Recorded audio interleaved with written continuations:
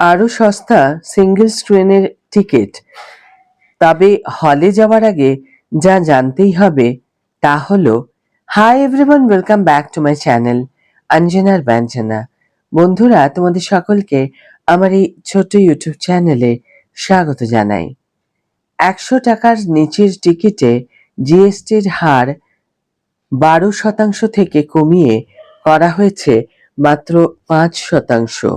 GST কাউন্সিলের নতুন 2 স্তরের কর ব্যবস্থায় সিনেমার টিকিটে এসেছে এক যুগান্তকারী পরিবর্তন।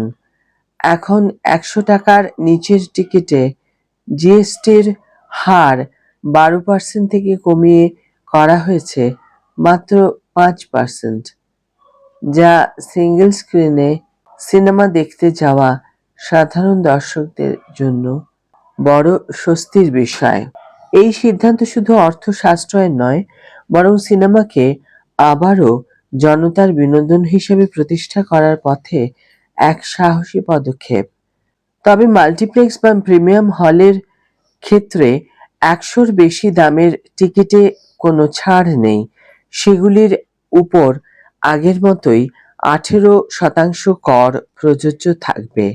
এই সিদ্ধান্তের প্রভাব, বিশেষজ্ঞদের মতে, এই উদ্যোগটি দর্শকদের আরও বেশি করে সিনেমা হলে এসে ছবি দেখতে উৎসাহিত করার। বিশেষ করে এই ছাড়ের ফলে সরাসরি উপকৃত হবে সেই দর্শকরা যারা এখনো সিনেমাকে একমাত্র বিনোদন হিসেবে দেখেন।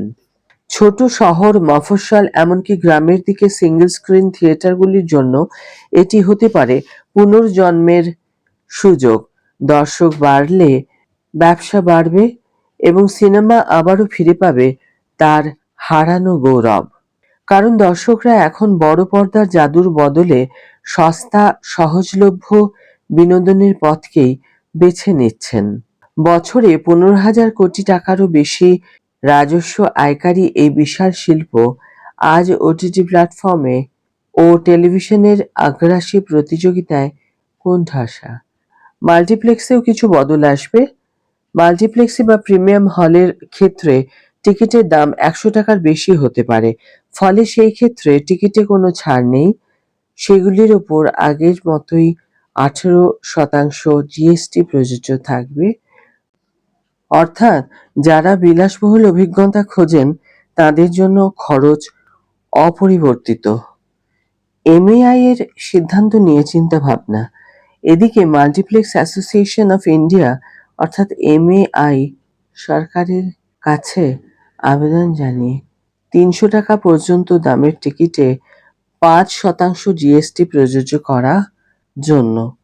এই পদক্ষেপ সিনেমা দেখাকে আরও সাশ্রয়ী করবে, থিয়েটার মালিকদের আয় বাড়বে এবং ছোট শহর ও নগরে বিনোদনের পরিকাঠামো গড়ে তোলার পথ প্রশস্ত করবে। এই আবেদন এখনো বিবেচনার পর্যায়ে, তবে জিএসটি সংস্কারের প্রথম ধাপে সাধারণ দর্শকদের জন্য ইতিবাচক বার্তা পৌঁছেছে। প্রসঙ্গত 22শে সেপ্টেম্বর থেকে এই নিয়ম চালু হবে। আজকের ভিডিও এখানেই শেষ করছি বন্ধুরা।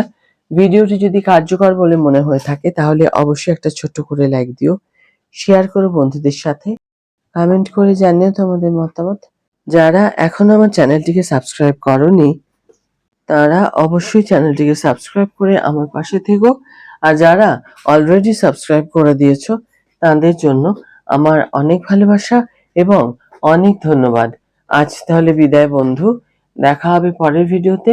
ভালো থেকো, সুস্থ থেকো, সঙ্গে থেকো।